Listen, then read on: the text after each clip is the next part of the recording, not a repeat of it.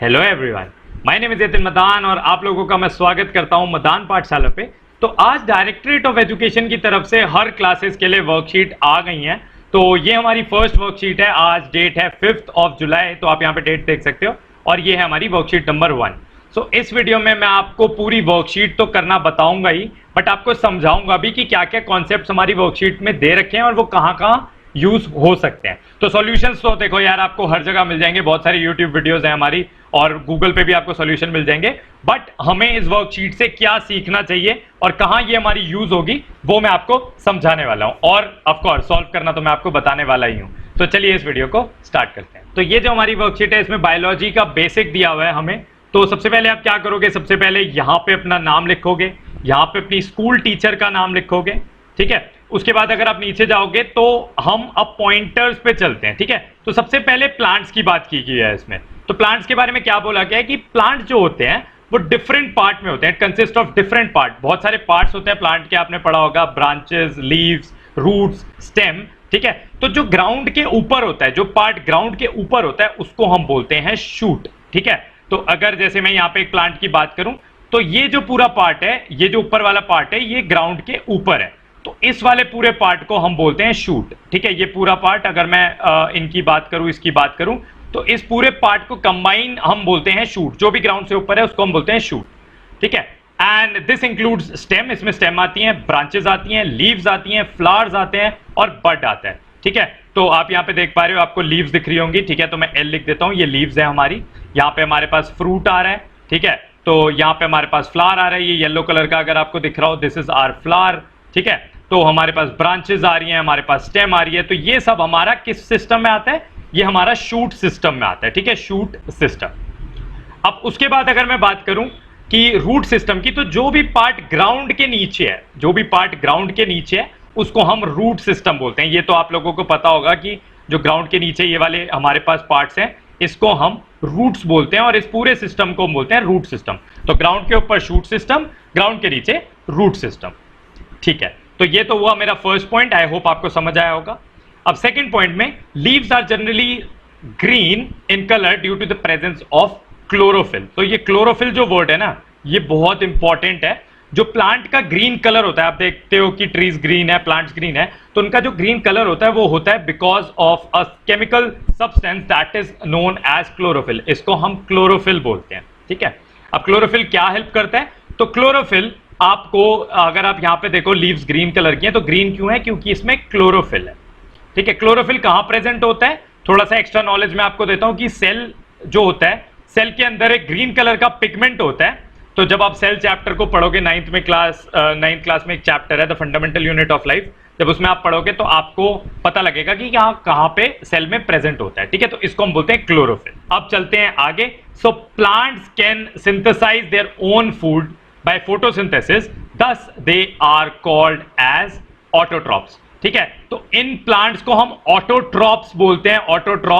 Autotrophs ऐसे organisms होते हैं जो अपना खाना खुद बनाते हैं। अब आप सोच रहे हो कि सर हम भी अपना खाना किचन में खुद बनाते हैं, ठीक है। हम बनाते खुद हैं, लेकिन ऐसा नहीं है कि हम अपनी बॉडी के अंदर खुद बना रहे हैं, ठीक है। हम बाहर से कुछ लाते हैं, उसको मिक्स करते हैं, उसको गर्म करते हैं, जो भी करते हैं, खाना बनाते हैं, ऐसे करते हैं हम। लेकिन प्लांट्स जो भी प्रोडक्ट्स हैं वो खुद की बॉडी के अंदर बनाते हैं, इसलिए हम उनको ऑटोट्रॉप्स बोलते हैं, ठीक है।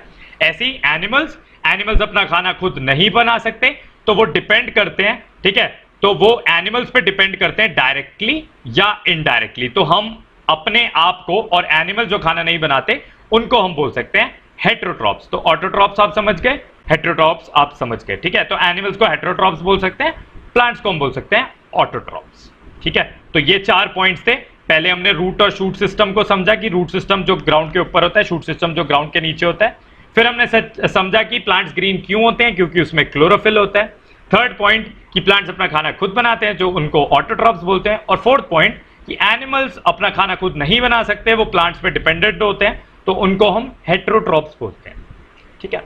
अब बात करते हैं प्लांट अपना खाना खुद क्यों बनाते हैं। तो बचपन से आप ये पढ़ते आ रहे होगे, फोटोसिंथेसिस, आई एम श्योर, ठीक है। तो फोटोसिंथेसिस क्या होता है कि प्लांट अपना खाना खुद बनाते हैं किस किस की चीजों के प्रेजेंस में, ठीक है। तो प्लांट को क्या क्या चाहिए, प्लांट को चाहिए सनलाइट, ठीक है। प्लांट को चाहिए कार्बन डाइऑक्साइड, प्लांट को चाहिए वाटर, ठीक है, वाटर प्लस मिनरल्स भी हम इसको लिख सकते हैं, और प्लांट को फोर्थ चीज चाहिए जो हमने पढ़ा, क्लोरोफिल। तो इन चारों की प्रेजेंस में, इन चारों के होते हुए जब प्लांट अपना खाना खुद बनाता है तो उस प्रोसेस को हम बोलते हैं फोटोसिंथेसिस। तो एक बार पढ़ लेते हैं क्या बोल रहे हैं। During photosynthesis chlorophyll containing cells of leaf, मतलब ऐसे सेल्स जिसमें क्लोरोफिल है, in the presence of sunlight use carbon dioxide from air and water from the soil to synthesise carbohydrates and release oxygen. मतलब कार्बन डाइऑक्साइड को वो synthesise करता है, बनाता है, और ऑक्सीजन को वो रिलीज कर देता है।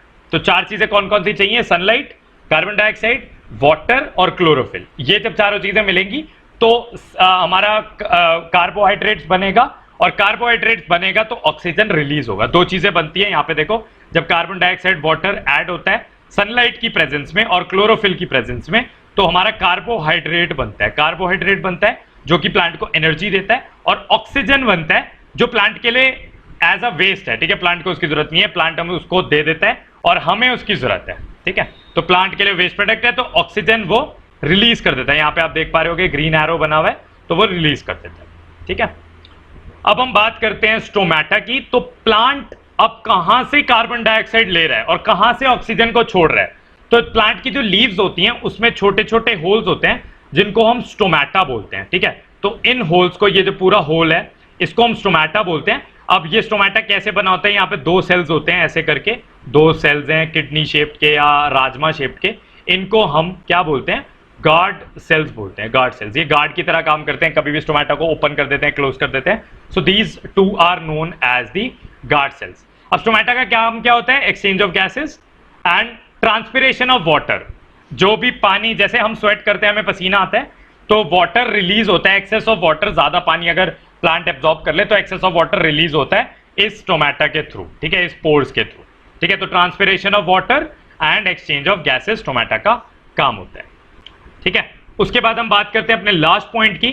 सो fungi are organisms which takes the nutrient from dead and decay matter, thus they are called as saprophyte, ठीक है। तो प्लांट अपना खाना खुद बनाते हैं, उसको हम बोलते हैं ऑटोट्रॉप्स, यहां हमने पढ़ा। एनिमल्स प्लांट्स पे डिपेंड करते हैं तो उनको हम बोलते हैं हेटेरोट्रॉप्स। और एक थर्ड टाइप के ऑर्गेनिज्म होते हैं जो डेड एंड डिके मैटर पे मतलब खाना खाते हैं, ठीक है। फॉर एग्जांपल फंगाई, आपने देखा होगा जब हमारी ब्रेड, जैसे यहाँ पे डायग्राम बना हुआ है, ब्रेड जब हमारी पुरानी हो जाती है तो उसके ऊपर आपने ऐसे ऑर्गेनिज्म देखे होंगे, वो ग्रीन हो जाती है या ब्लैकिश हो जाती है, उसको हम फंगाई बोलते हैं। तो फंगाई कैसे ऑर्गेनिज्म है? सैप्रोफाइट है। तो जो भी डेड और डिके, मतलब सड़े सड़े गले खाने पे, ठीक है, उनके लिए वो खाना है, हमारे लिए वो सड़ा गला है, उनके लिए नहीं है, ठीक है। तो जो डेड और डिके मैटर पे अपने आप को सर्वाइव करते हैं उसको हम सैप्रोफाइट्स बोलते हैं, ठीक है। तो ऑटोट्रॉप्स, हेटेरोट्रॉप्स एंड सैप्रोफाइट्स। तो अब हम बात करते हैं अपने क्वेश्चंस की। तो क्वेश्चंस आपको कैसे करने हैं और कहां से करने हैं? So why plant leaves are green in colour, ठीक है। तो फर्स्ट क्वेश्चन हमारा ये है, इसका आंसर अगर आप ऊपर जाओ तो आपको मिल जाएगा, मैं बता चुका हूं कि leaves are generally green in colour because of the presence of chlorophyll, ठीक है। अगर आप इसमें एक्स्ट्रा ऐड करना चाहो तो आप ये लिख सकते हो, chlorophyll is present inside the cells, ठीक है। तो आपको यहां पे मिल जाएगा कि जो क्लोरोफिल हमारा होता है, they are present inside the cells of the leaves, ठीक है। थोड़ा सा अपनी वर्ड में बना के लिख देना, और यहां से यहां तक तो आप लिख ही सकते हो, ठीक है। तो ये क्वेश्चन 1 का आंसर है हमारे पास, आंसर 1 है ये हमारा, ठीक है। उसके बाद सेकंड पे बात करो, what are autotrophs, heterotrophs and saprophytes and give examples. So autotrophs का आप यहां से उठा सकते हो, ये ऑटोट्रॉप्स की डेफिनेशन है, तो मैं यहां पे आंसर 2 लिख देता हूं, ठीक है। तो ये पूरा ऑटोट्रॉप्स की डेफिनेशन है, ये हेटेरोट्रॉप्स की डेफिनेशन है, तो ये भी मेरा आंसर 2 हो जाएगा। और अगर मैं बात करूं सैप्रोफाइट्स की, तो यहां पे सैप्रोफाइट्स की डेफिनेशन है, ठीक है। तो ये मेरा सैप्रोफाइट हो जाएगा, यहां मैं लिख देता हूं आंसर नंबर 2, ठीक है। अब इसके एग्जाम्पल लिखने हैं, तो सैप्रोफाइट की डेफिनेशन ऐसे लिखना, ये वाला पार्ट मिस कर देना पहले। The organisms which take the nutrients from the dead and decay matter are known as saprophyte. Example में लिखना फंगाई, ठीक है। और बाकी दोनों की डेफिनेशन तो आपके पास है ही। इसका एग्जाम्पल क्या लिख सकते हो? ग्रीन प्लांट्स, ठीक है, ग्रीन प्लांट्स, ग्रीन प्लांट्स। इसका एग्जाम्पल आप लिख सकते हो डॉग्स, कैट्स, एनिमल्स, ठीक है, ह्यूमंस, ठीक है, तो कुछ भी ये आप लिख सकते हो। ये मैंने ह्यूमंस लिख रहा था, मेरे पास जगह नहीं है, ठीक है, तो समझ जाना। तो ये ह्यूमंस। अब ये हो गया मेरा third question, why animals can not perform photosynthesis. ठीक है, एनिमल्स क्यों नहीं फोटोसिंथेसिस कर सकते? Because they don't have chlorophyll. ठीक है, so the answer will be animals can not perform photosynthesis. यहां से आप स्टार्ट करोगे, animals can not perform photosynthesis because of the absence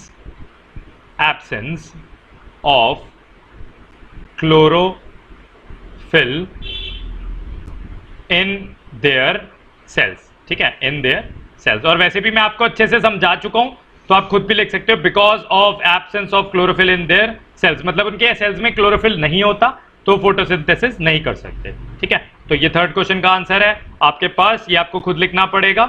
और फोर्थ क्वेश्चन का answer, what is photosynthesis, explain it with the diagram. बहुत beautifully यहाँ पे photosynthesis समझाया गया है। ठीक है, पूरा यहाँ से लेकर यहाँ तक आप लिख सकते हो विद द रिएक्शन, ये इसका रिएक्शन है। उसके बाद डायग्राम आप यहाँ से देख के बना सकते हो। ठीक है, सो ये है हमारा आंसर नंबर 4। सो ये था पूरा सॉल्यूशन वर्कशीट का, और मैंने पूरा समझा भी दिया आपको कि आपको ये नहीं है कि बिल्कुल वर्कशीट में से उतार के लिखना है, अपने वर्ड्स को यूज करना। बिकॉज जो टीचर्स होते हैं वो यही चेक करते हैं कि बच्चा कितनी अपनी इमेजिनेशन को यूज कर रहा है। ठीक है, अगर आपका मन करे डायरेक्ट आंसर्स लिखने का तो डायरेक्टली भी मैंने आपको बता दिए। So this was the end of the video. तो अगर आपको ये वीडियो अच्छी लगी तो प्लीज चैनल को सब्सक्राइब करो, क्योंकि मैं ये डेली वर्कशीट्स रोज डालता रहूंगा। और अगर आप साइंस को और अच्छे से समझना चाहते हो तो मेरा पूरा चैनल साइंस के लिए डेडिकेटेड है। तो मैं आपको एक वीडियो प्लेलिस्ट रिकमेंड करूंगा जिसमें मैं 7 मिनट्स के अंदर पूरे कॉन्सेप्ट को, एक साइंटिफिक कॉन्सेप्ट को हम उठाते हैं और 7 मिनट्स के अंदर उसको अंडरस्टैंड करते हैं। तो बहुत सारी वीडियोस मैंने उसमें डाली हैं, तो प्लीज उनको भी जाके देखो, for class 9 and for class 10। ठीक है, तो प्लीज उनको भी जाके देखो। सो अब मिलते हैं अपनी नेक्स्ट वीडियो में, बाय बाय।